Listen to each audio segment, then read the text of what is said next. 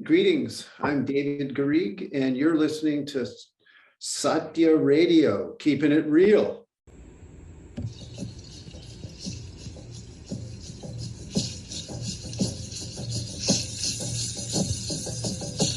I'm Jessie Molina, and I have the awesome opportunity of interviewing David Garrigues, and I've also had the honor of working with him design-wise.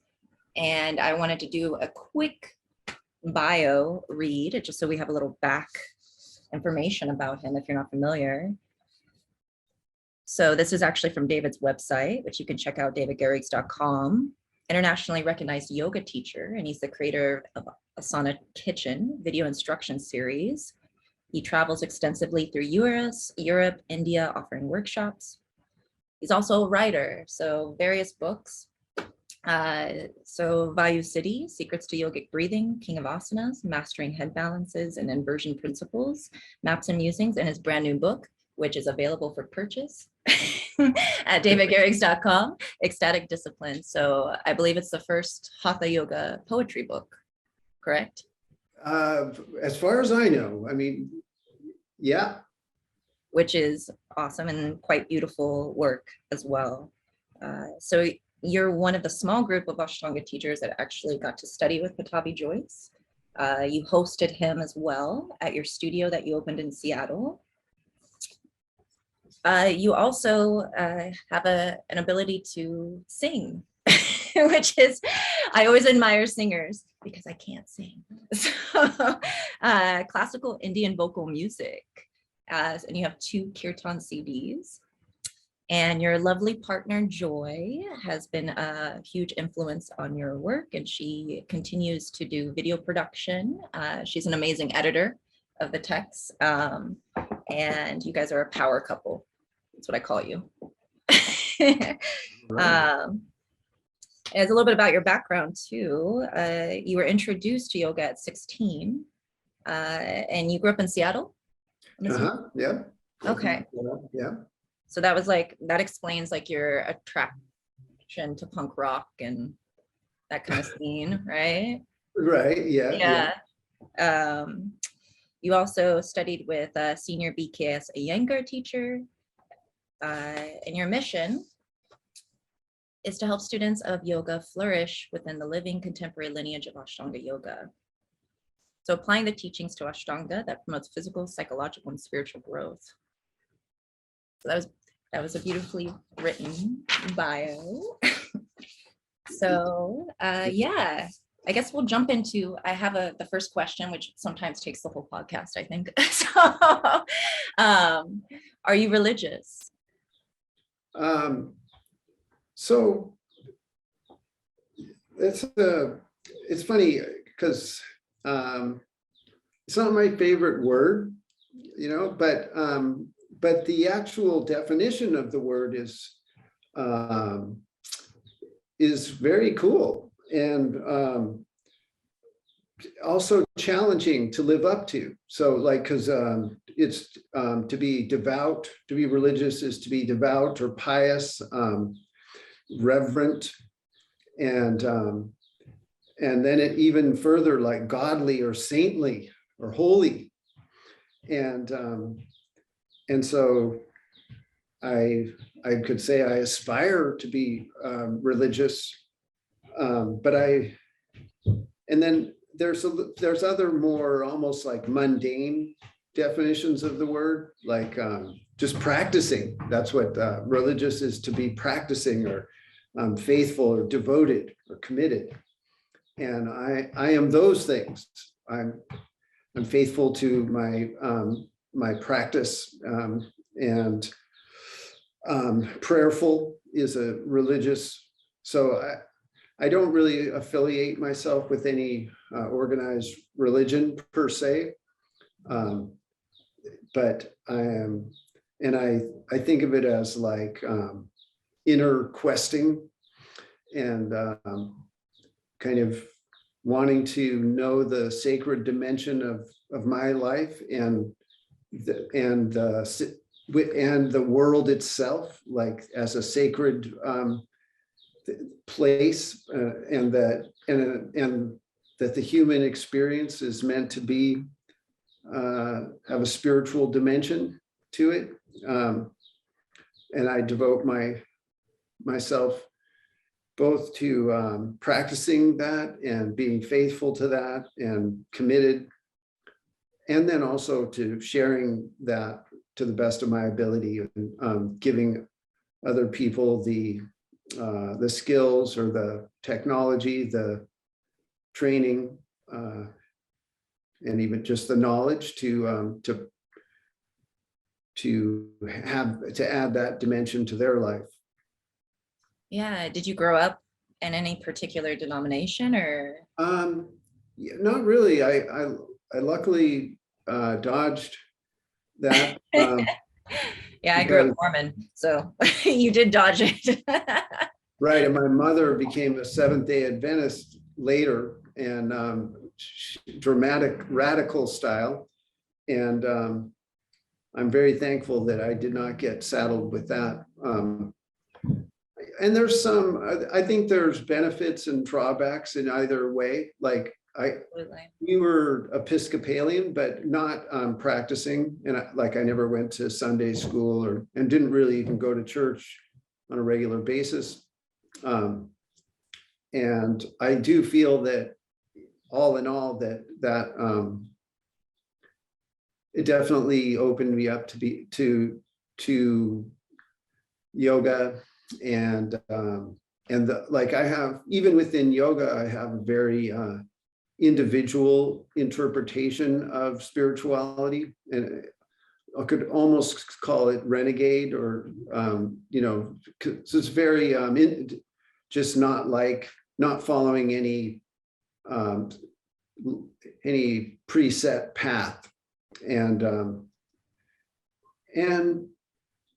so I mean, yeah, so I love the freedom of that, but it's got to, I mean, it can be challenging because, of course, like structure and having a system and things like that can really ground you and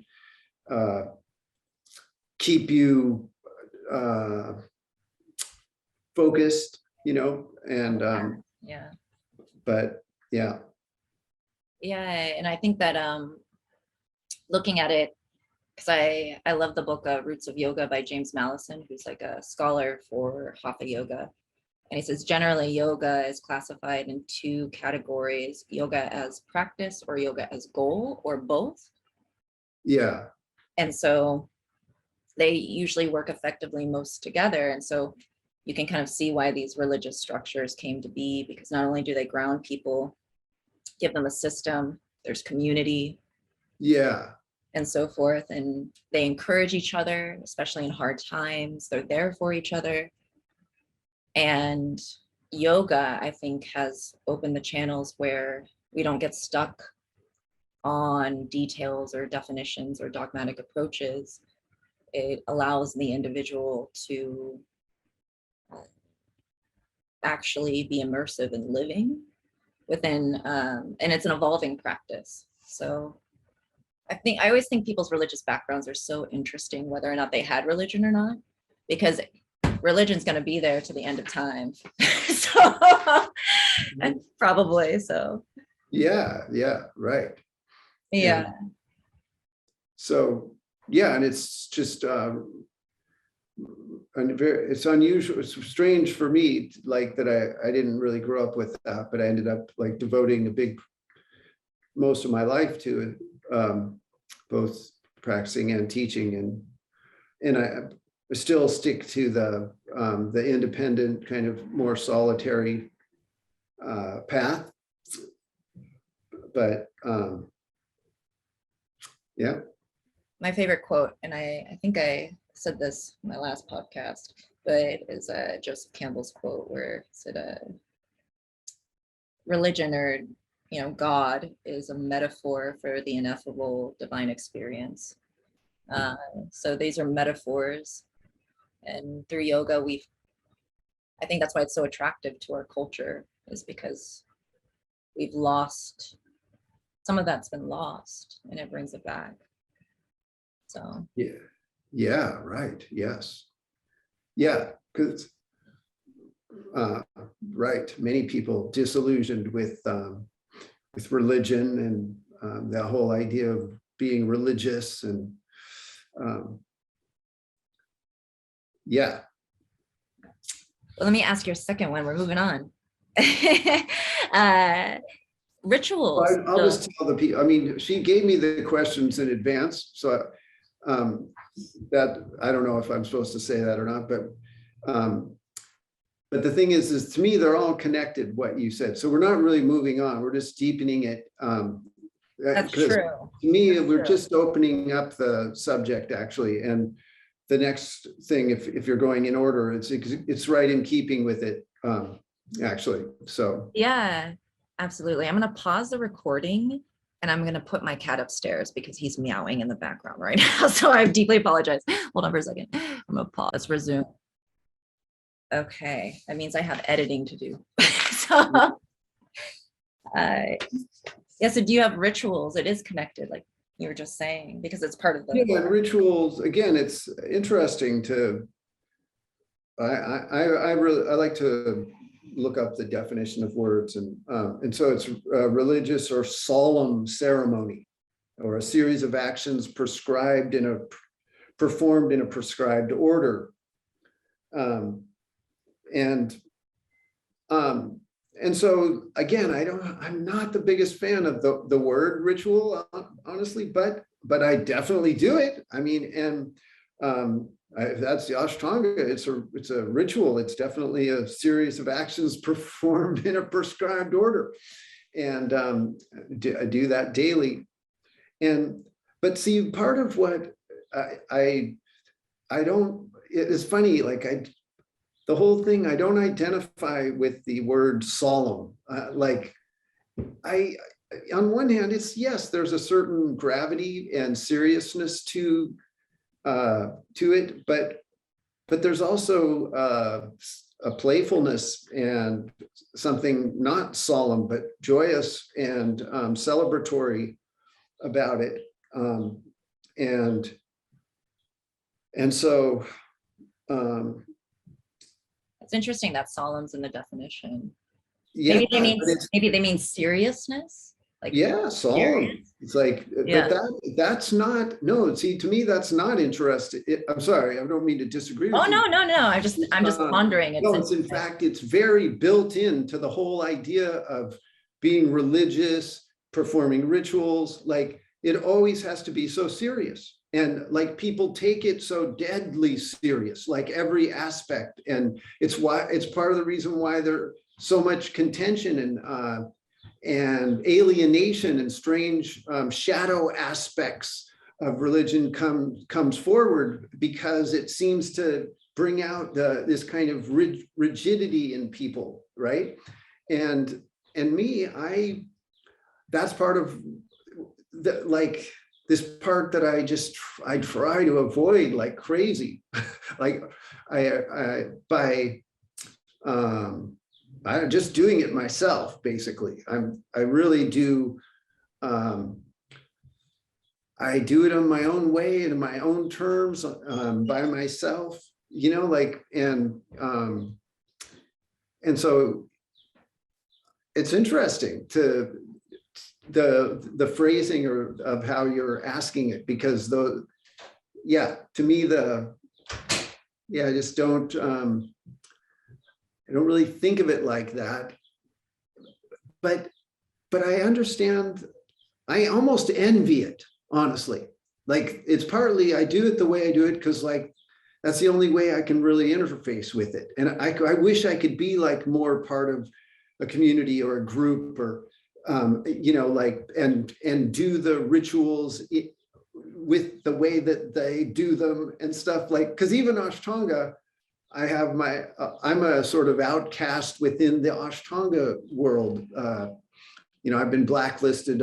I have a certificate, right, to teach, but I'm not on the list. And it's because I do it my own way.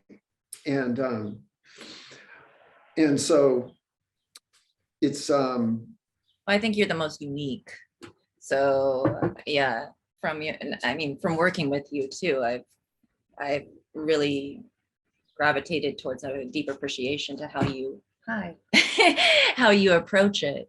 So, I mean, and sometimes that seriousness, that solemnness as well can get in the way of actually progressive growth.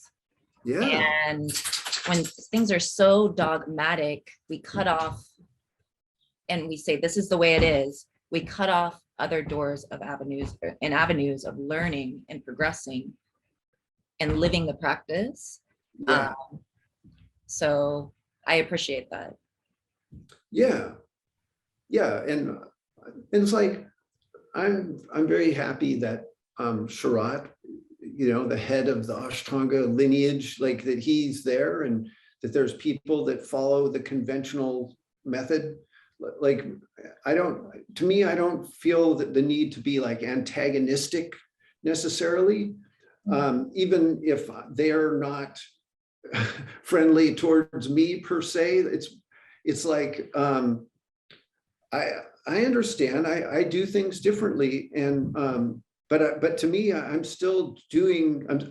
I'm part of the whole thing, but in this other, I'm occupying a very important space, but it is a space where it's going to challenge the norms and the conventions, and so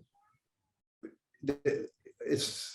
There's some tension there that is just built in, and so and words like religious and ritual kind of highlight that or something, because I am religious and I do these rituals every day, but at the same time I rebel against it. Because it's so funny how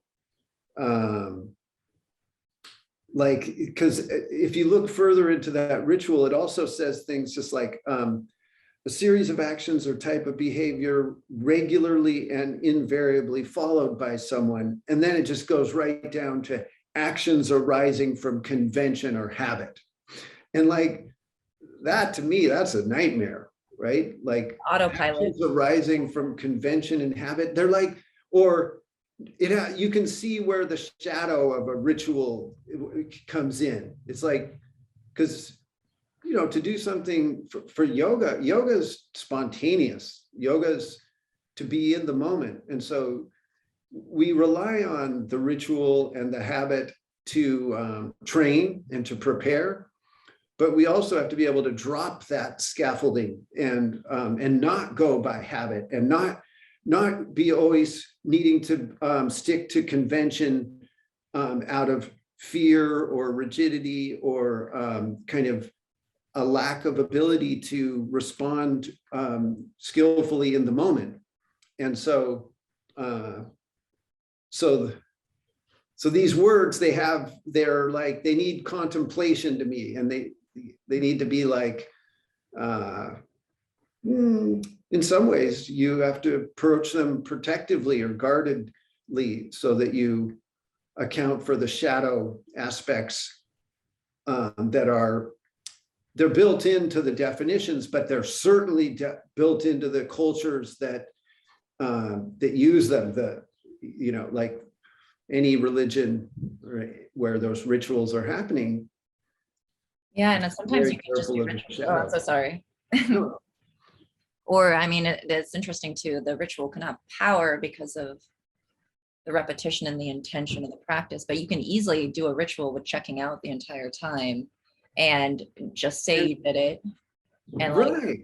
And not really gain any benefit, but then the whole idea of being pious or devout that has this kind of phony quality to it. It's like you want to be, right? Like spiritual ego. And yeah. Just but it's fascinating. It is fascinating how we approach it, because some people think rituals like making coffee in the morning, and that is one definition, a repetitious habit, right? Yes, exactly. And so, I mean, it's funny because we all have rituals then. I mean, you can't avoid it being a person. We have our habits and our little routines. And so I would say yoga is part of yoga is to try to make a positive routine, to make the positive rituals, and then, but then ultimately to drop the rituals and not rely on habit. Yeah, I mean, the aesthetics, that started this practice, they were actually challenging the norm. They were challenging the Brahmanic, traditions.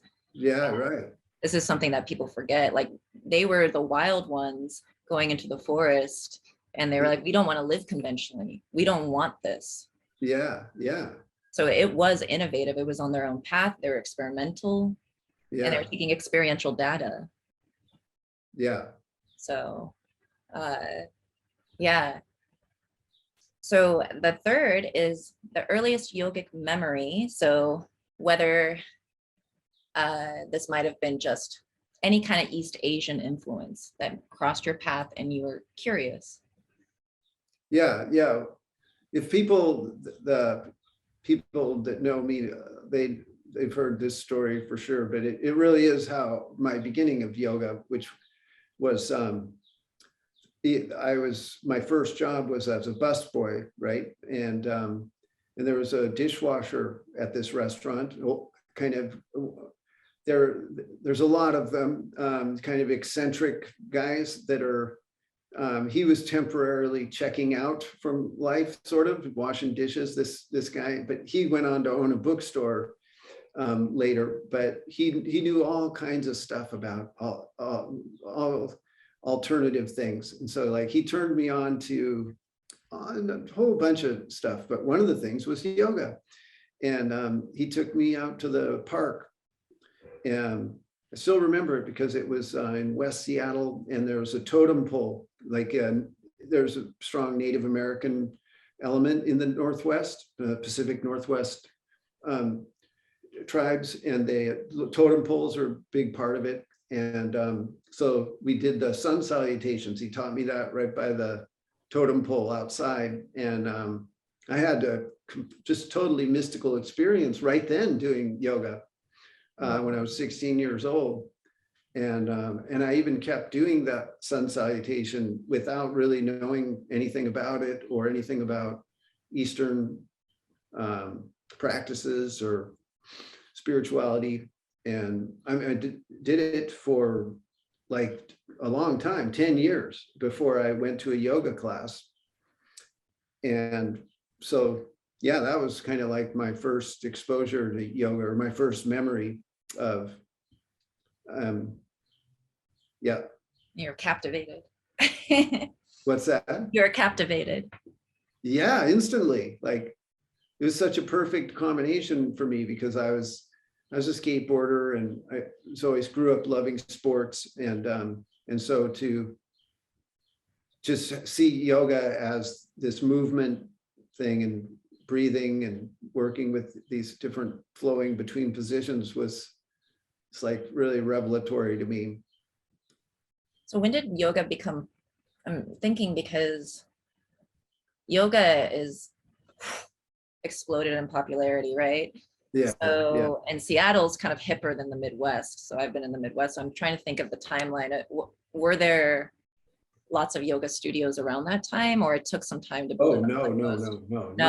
It was, that was about 1970, I don't know, 78 at the most. So yeah, no, there was no yoga. None. I mean, or if there was, not many people knew about it. And certainly, well, my 16-year-old kid, I didn't know about it. And there was, yeah, even in 1996, when I started teaching yoga, or 1997, there wasn't that many yoga studios around in Seattle. There was definitely some, but now it's like every other block. Like, it's crazy. It really exploded. I know. Well, we need it. So more yoga, the better. That's a beautiful story.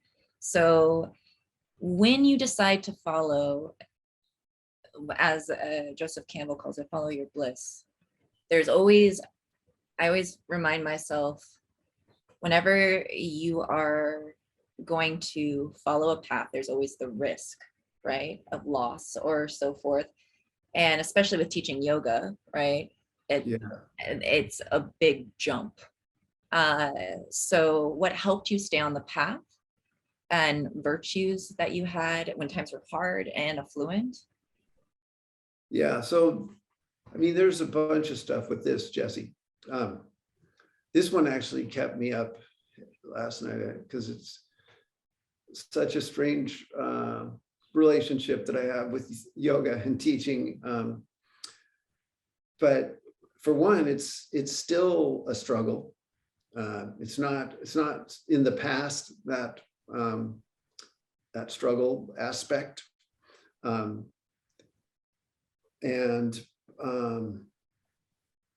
it's still a giant risk.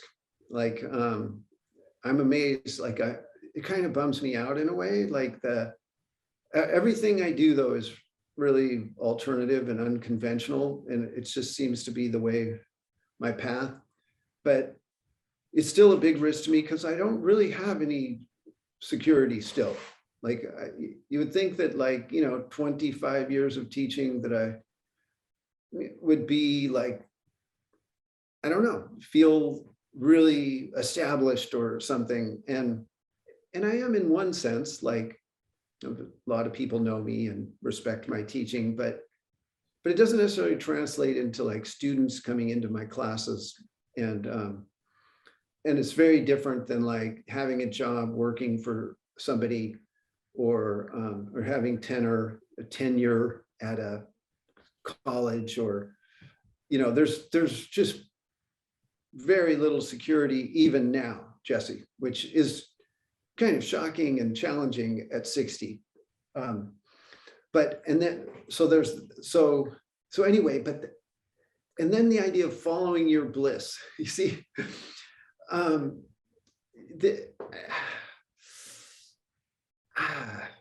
I'm not even sure about that, because to me, the way I feel about work in real, like, to me, Dharma and my work that I'm very devoted to and committed, and that I love. And so there is a blissful aspect in the sense that I find it, that if I really analyze myself, that I feel I am doing the most meaningful thing that I could be doing, which that in itself is bliss to me. That's like the ultimate thing that you could do, right? And the flip side, one of the worst things a human being could do is to be stuck with meaningless work, and that's their lot in life, and that's kind of like the opposite of bliss. So I get it from that standpoint, and what keeps me on that path, like, to answer your question, is that remembering that the good fortune to do something that I find really impacts the other people, like, positively, it gives them resources to live their life better, and potentially make the world a better place. And so staying with that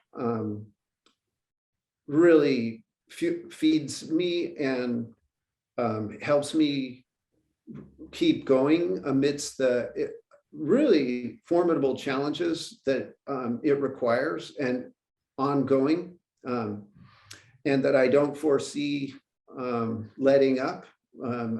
Even though I often wish for like more ease in the whole thing, but it hasn't happened yet, and I'm 60. And but then I'll also tell you that, to me, you said that follow your bliss. There's a shadow to that too, because to me it implies that you get to choose what you do, and that it's just a matter of like finding what you love and then following it, and you're good. And I don't agree with that, because basically it's a two-way street. the universe itself is directing each of us towards specific projects or work or duties that we were given by being born. And it has nothing to do with your ego or your choice or what you even like or anything. It's more that the way that you actually tap into it is by totally humbling yourself, letting go and following. And me, that I feel that I have with yoga, it's not my first choice of careers. It's not like my dream job, to be honest. And yet I have surrendered and followed the universe to where I feel like it's leading me, and it's leading me this way. And then I've put my will and my effort behind that. So it's like a combination of me, my ego, my will, my desire, my sense of duty, my sense of meaning versus listening and surrendering and going where I'm prompted to go. And it's so powerful because if it was just little me deciding, following my bliss, I feel for sure that my life would be not as rich and not as, like I said, like I said, I feel that I'm contributing in a big way to this world. And I don't think that I would have that feeling if I just got to choose myself. Yeah, and this is actually a writer and a scholar, and I call him my online mentor, but I actually have the opportunity. I'm working with him as well for design. Christopher Wallace, he has it in his first chapter of Near Enemies of follow your bliss. People misinterpret as like follow your pleasure, versus like follow your. I think Campbell later says follow your blisters, and what he's actually talking about is it's worth it, right? It's worth it in the end. It's not easy. You know, there's a lot of times where it's not easy. And also in this, we forget too that in the United States, we have the luxury of choosing as well, relatively. It depends on the background of where you're from and so forth about the paths we choose.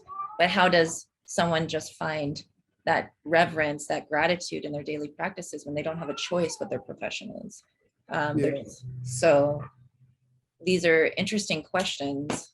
And the working for yourself, which I know is, you know, I have those moments too where I'm just like, man, I wish I had a 401k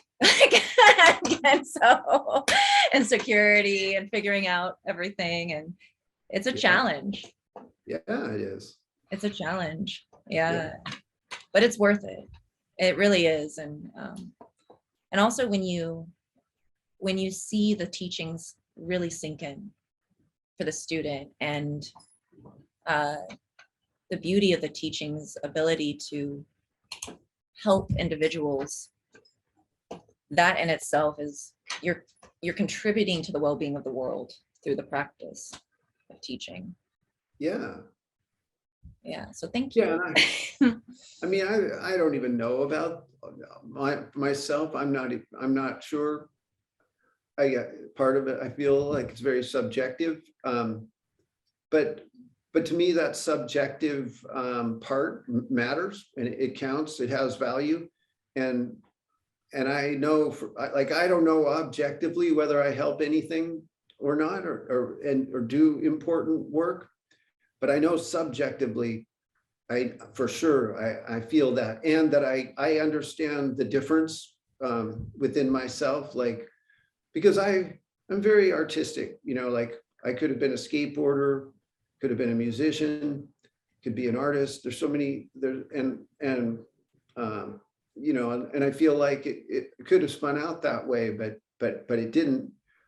But part of why it might have happened that way, that I ended up teaching yoga, is just because it is so direct, the influence, like that there's nothing indirect. It's like you're literally teaching people life skills, and to not just any life skill, but like, to me, the highest, the very pith of life. Like you're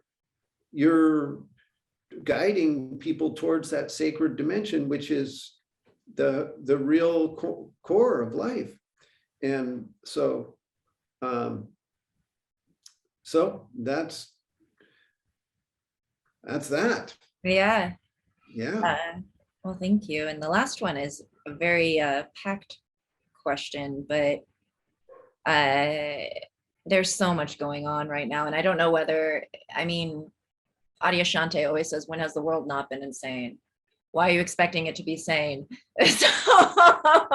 But, you know, climate change and war and, you know, the political divide in our country, and how does the practice of yoga for you personally ground you, and what do you think the benefit of this practice can help humanity in these moments? Or maybe it's just accepting reality as it is, or any small changes, or anything you see that can go from small, and since we're all interconnected, and spread.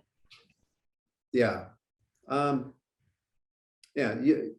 It's a really hard question to answer. Yeah, I know. I was like, that's a loaded question. Yeah, and I mean, it's more, to me, like, I don't, it partly, for what that raises the question in me, that's one question it raising is just sort of making sure,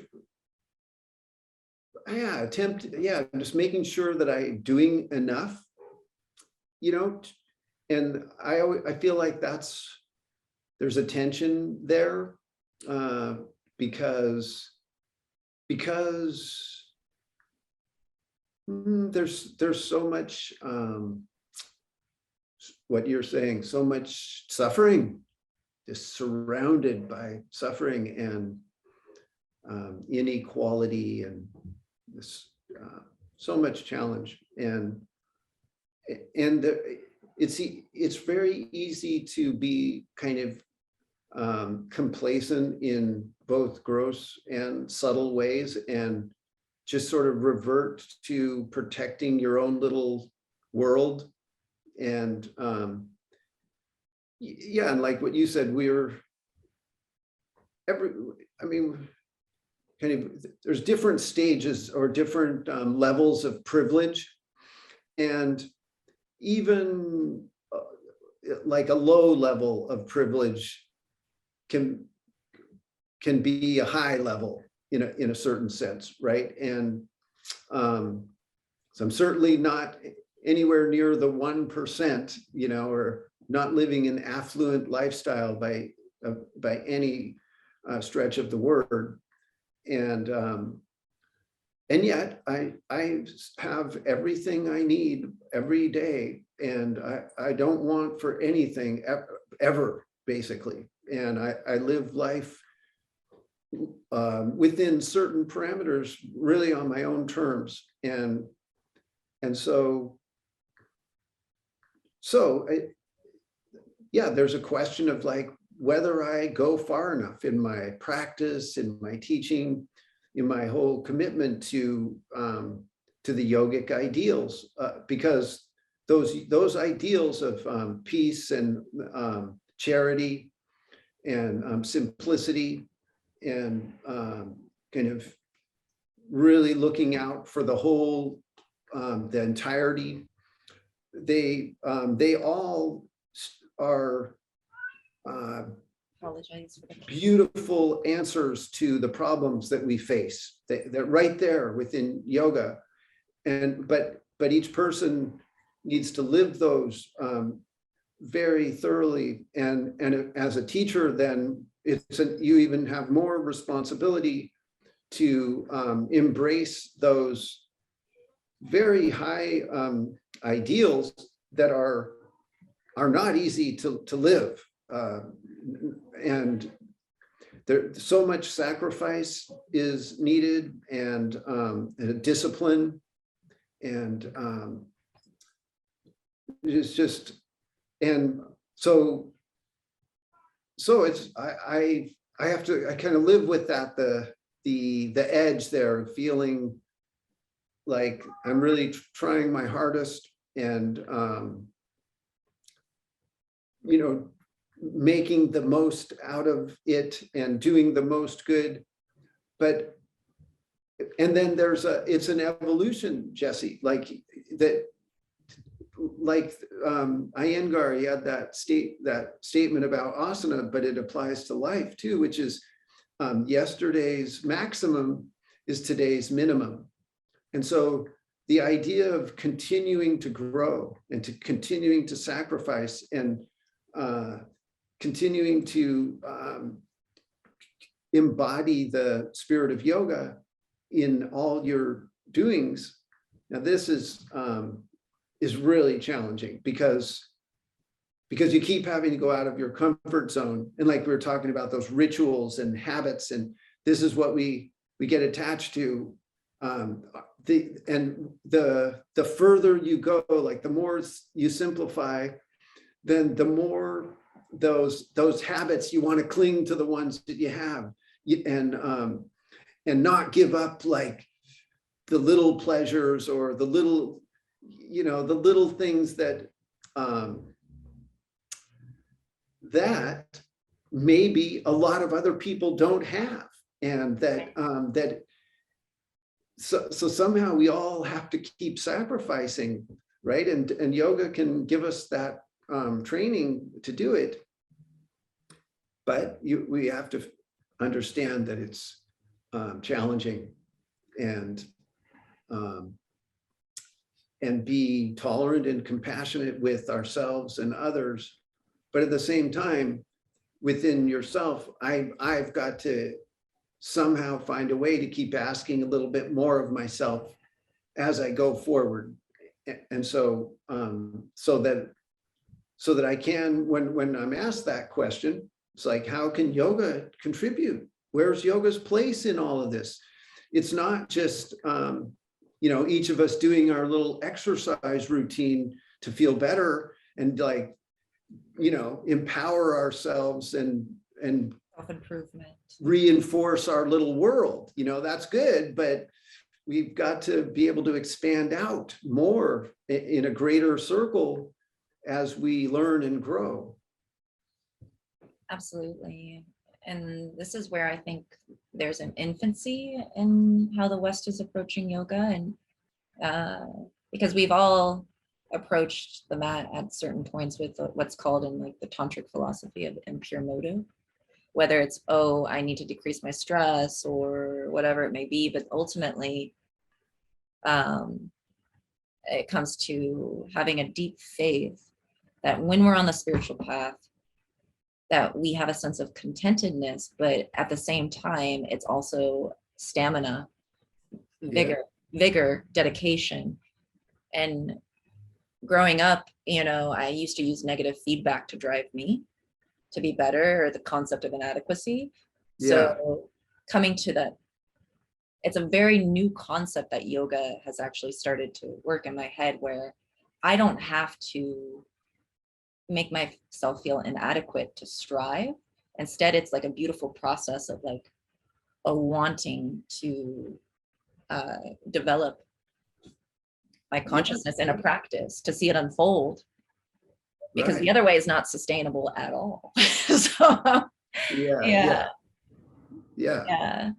So, And I when I think about that, I feel like it's almost like there's a kind of fire and brimstone approach of kind of negative reinforcement of like, you're the sinner and you've got to be better, and there's a lot of that in yoga texts and all the spiritual texts and then there's this whole other more positive and yes to affirmative approach. And I've worked really hard in my self and my teaching to slant things in the affirmative, and I had a lot of success, but I do feel that the no part, that saying no and discipline and pointing out what's wrong and criticism, that it does have its place, and you can't, the affirmative can't 100% replace. But if you only have no and criticism as your your go to your teaching method, then you're right. You can't, it's not sustainable, and it doesn't get the result in the end of learning and somebody really opening up into a subject and understanding the joy that it's all about. Yeah. And I think maybe it's the ego attachment too. This is something that in art, when you critique art, especially with younger students, since I teach, they have a very strong attachment to it and they see themselves in the work. And so part of the process of actually becoming a, more proficient artist is not attaching your ego or your self-worth to the work and just looking at it as progressive steps of improvement, and still having that sense of love and taking constructive criticism. Yeah. Which in life, I now find that very easily with art, but in life, sometimes childhood tendencies will come back and so forth. But you're right, both are needed, because self-awareness, we can't live in one spectrum or the other.